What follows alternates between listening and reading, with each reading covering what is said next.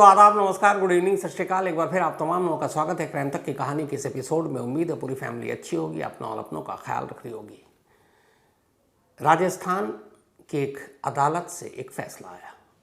अब अदालतें फैसला सुनाने के लिए ही होती हैं, लेकिन ये फैसला 37 साल बाद आया। एक ऐसा फैसला है जिस जुर्म के लिए ये मुकदमा चल रहा था और जिसका ये फैसला हुआ है, शायद आज के टीनेजर्स को इसके बारे में पता भी नहीं होगा कभी कोई ऐसा भी क्राइम हुआ करता था। क्राइम तक फैमिली मेंबर्स में से बहुत सारे ऐसे लोग हैं जो यंग हैं, और मुझे लगता है कि शायद आप में से कुछ को पता भी हो, पर ज़्यादातर लोगों को ना पता हो कि हमारे देश में एक दौर ऐसा था जब शादी होने के बाद अगर पति की मौत हो जाती तो पत्नी को दुल्हन बनाकर पति की चिता पर जिंदा लेटा दिया जाता या जिंदा बिठा दिया जाता। आज के दौर में सिर्फ सोच कर देखें कि एक चिता सजी है, तमाम सोगवार लोग वहाँ मौजूद हैं आसपास, और उसी चिता पर एक लाश के साथ एक जिंदा औरत बैठी या लेटी है, और फिर उस चिता में आग लगा दी जाती है और वो जिंदा जल जाती है। ये वो दौर था जब इन चीज़ों को सती कहा जाता था। सती प्रथा नाम सुना होगा आपने शायद। सोचकर भी अजीब लगता है कि ये कैसे मुमकिन है कि तमाम इंसानों के बीच किसी दुल्हन को या किसी पत्नी को उसकी पति के मौत के बाद यूं जिंदा चिता पर बिठाकर जला दिया जाए और फिर उसे एक देवी का दर्जा दिया जाए। बहस लंबी हो सकती है कि पत्नी ही क्यों, अगर पत्नी की मौत है तो फिर पति क्यों नहीं, लेकिन ऐसा हुआ नहीं। ये सिर्फ औरतों के लिए था।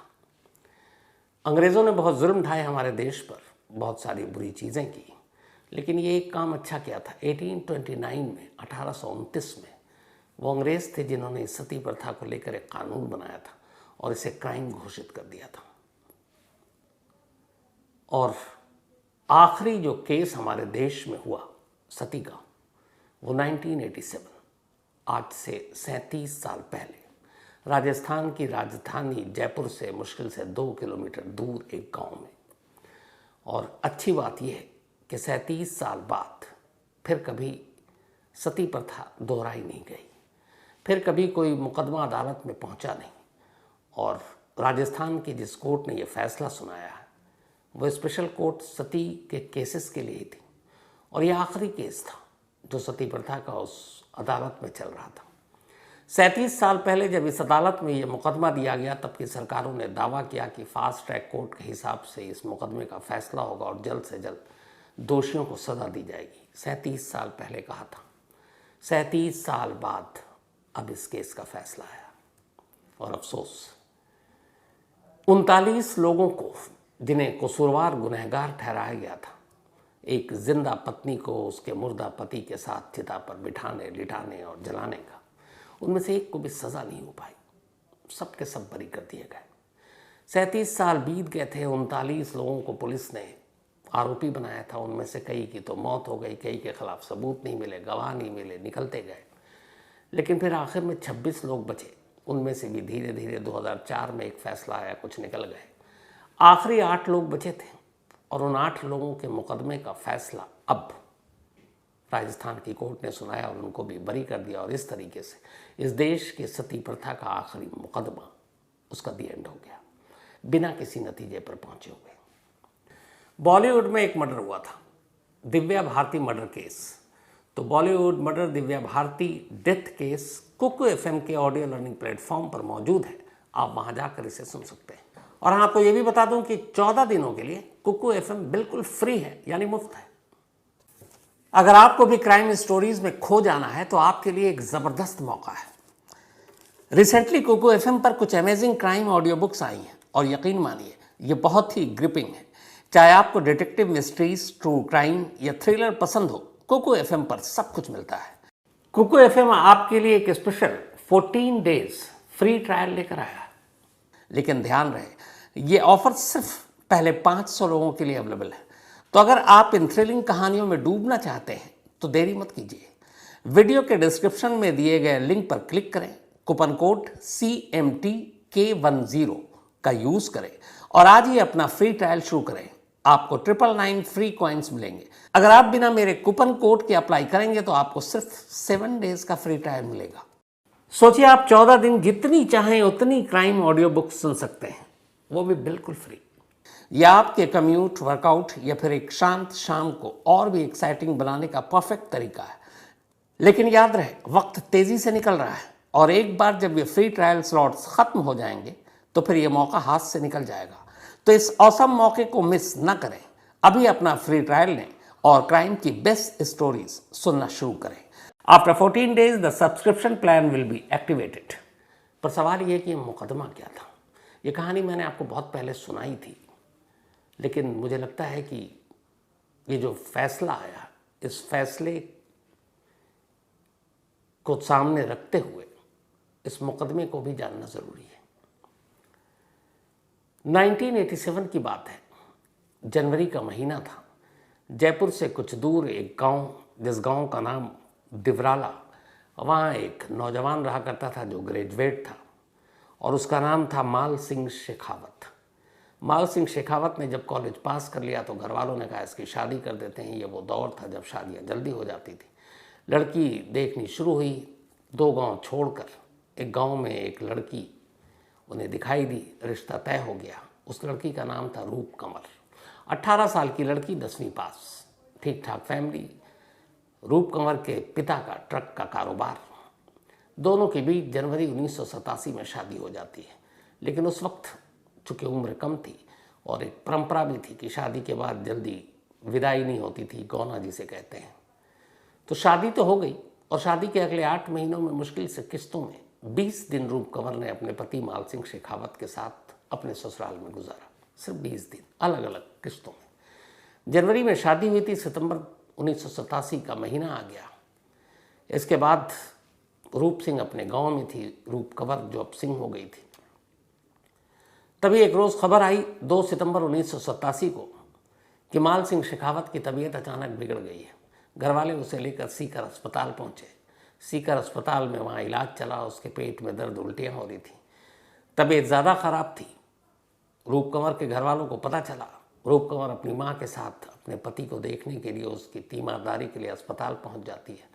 वहाँ वो रहती है। लेकिन फिर 3 सितंबर को सुबह तबीयत ठीक, सुधार होने लगता है। अब चूँकि रूप कंवर बहुत ही अभी पूरी तरह से उसका गौना भी नहीं हुआ था, तो बहुत सारी परंपराएं, रस्में थी। ससुराल वालों ने कहा कि अब तुम वापस लौट जाओ, अब सब ठीक है। न चाहते हुए भी रूप कंवर वापस अपने मायके चली गई 3 सितंबर 1987 को। सब कुछ ठीक था, लेकिन 4 सितंबर की सुबह सुबह अचानक माल सिंह शेखावत की तबीयत दोबारा बिगड़ी और फिर उसे बचाया नहीं जा सका। उसकी मौत हो गई। मौत के 2 घंटे के बाद, सिर्फ 2 घंटे बाद, माल सिंह शेखावत की लाश गांव लाई गई। अब गांव में ये हुआ कि उसी दिन अंतिम संस्कार होना है दोपहर तक। अब उधर अंतिम संस्कार की खबर थी, मौत की खबर इधर घर वालों को मिल चुकी थी। रूप कंवर रोते हुए, जो अपने पति को छोड़कर अभी पहुंची ही थी, वापस आती है। 8 महीने में ही 18 साल की उम्र में वो बेवा हो गई थी, विधवा हो गई थी। अब इधर चिता सजाने की तैयारी शुरू हो गई दोपहर के वक्त। इस गांव की कुल आबादी बहुत ज़्यादा नहीं थी, 200-400 की आबादी थी।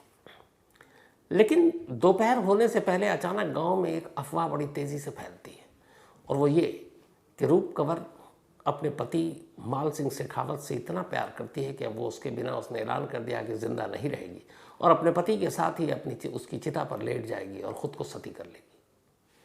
जैसे ही ये बात फैली, आसपास के गांव तक फैली। अब सती राजस्थान में प्रथा, ख़ासतौर पर राजपूताना बिरादरी में बड़ी आम बात है। एक दौर में पता नहीं ऐसे कितनी महिलाएं सती हो गई थी। तो अब जैसे ही गांव-गांव में ये बात फैली तो अचानक ये हुआ कि ये तो बड़ी चीज़ है। और सती प्रथा से वाकिफ़ लोग थे।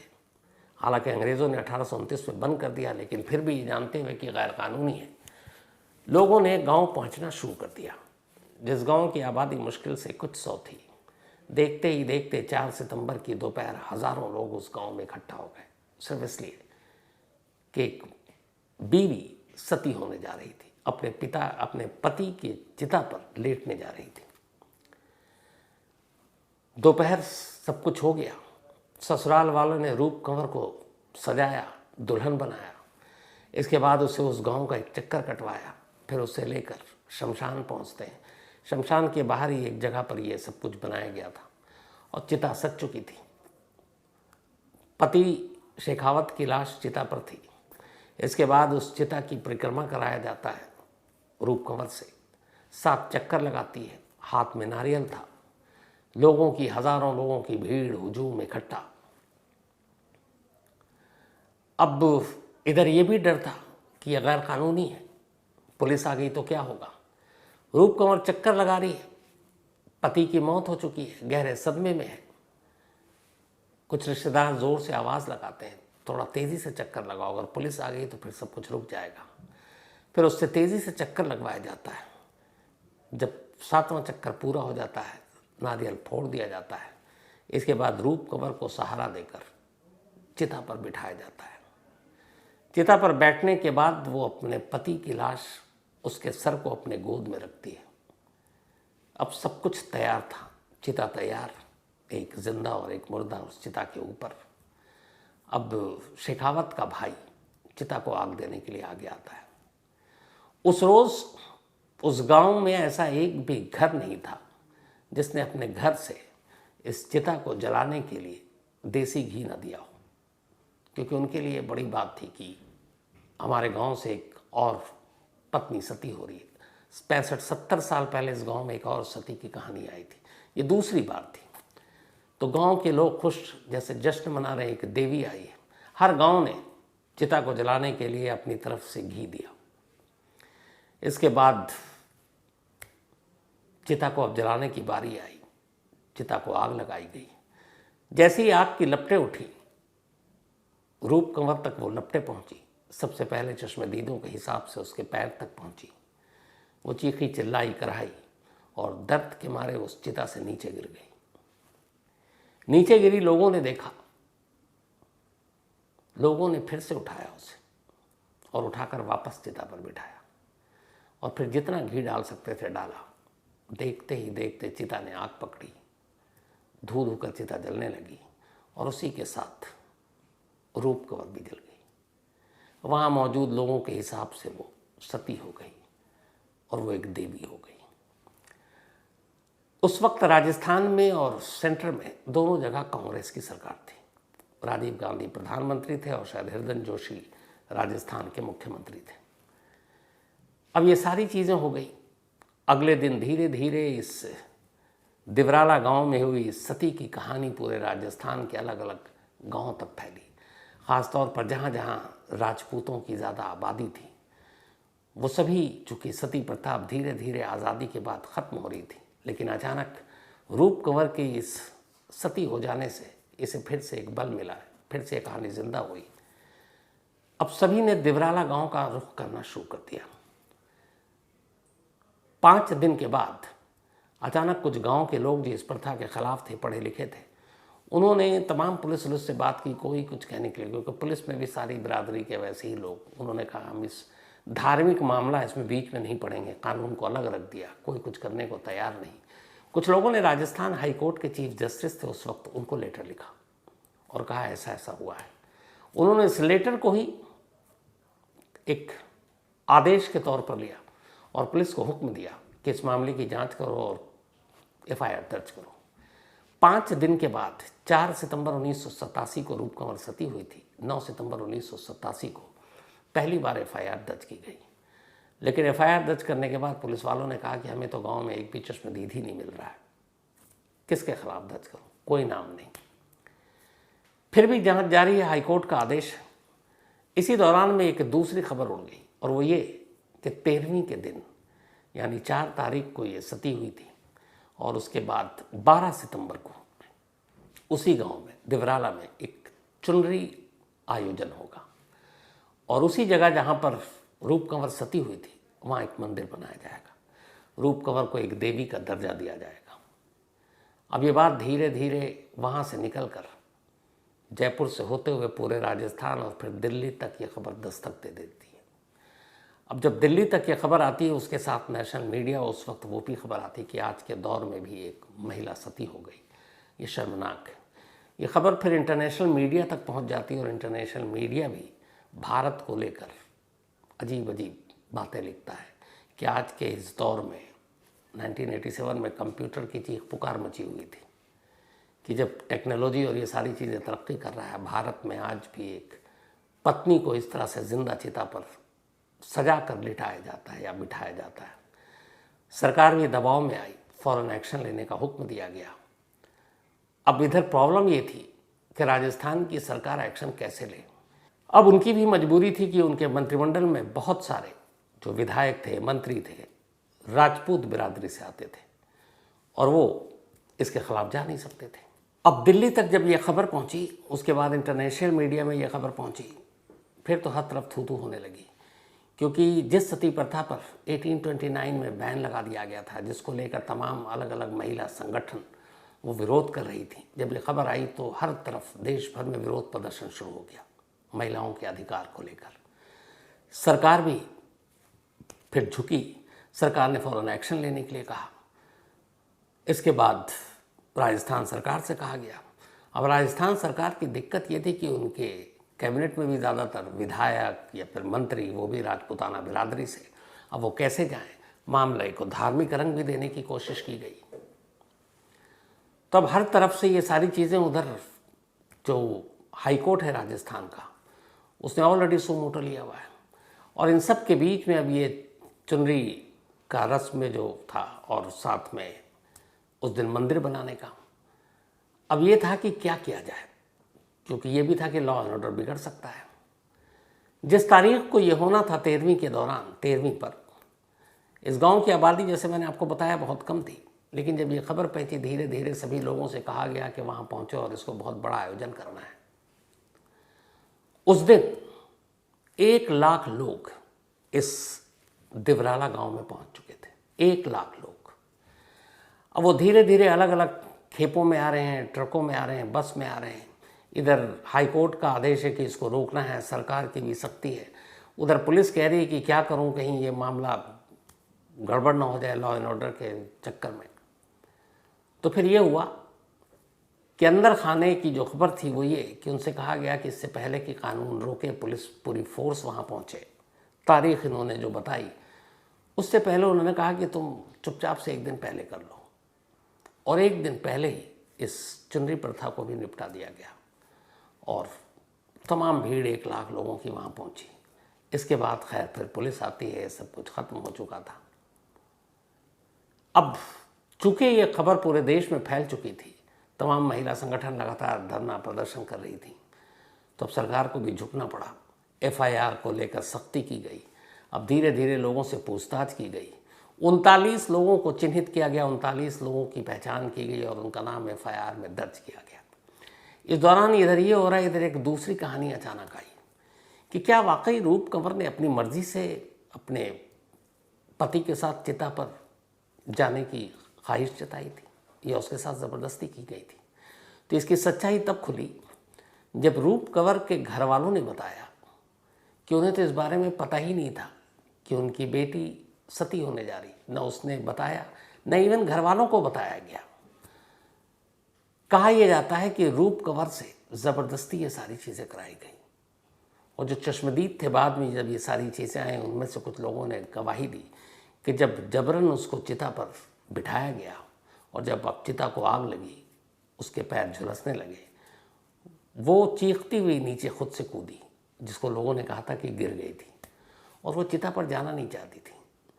पर घर वालों ने और बाकी लोगों ने उसे जबरन उस चिता पर बिठाया और फिर हर घर ने जो घी दिया था, वक्त से पहले लकड़ी ने आग पकड़ी थी और इस तरीके से रूप कंवर सती हो गई। 39 लोगों के खिलाफ ये मामला दर्ज किया गया, फास्ट ट्रैक कोर्ट बनाई गई। 87 की बात है। 87 से पूरा 37 साल आज हो गए। 37 साल के बाद अब इस केस का फैसला आया और कोर्ट ने कहा कि इनमें से कोई भी दोषी नहीं है, क्योंकि पुलिस किसी चश्मदीद को अदालत तक ला ही नहीं पाई। पुलिस किसी के ख़िलाफ़ कोई ठोस केस बना ही नहीं पाई। और उसके पीछे की भी कहानी ये है कि पुलिस बनाना भी नहीं चाहती थी, क्योंकि जिन पुलिस वालों को इस केस की तफ्तीश करनी थी वो पुलिस वाले भी बटे हुए थे। उनमें से भी कुछ लोग उस सोच के थे जिनकी सोच थी कि सती प्रथा सही है।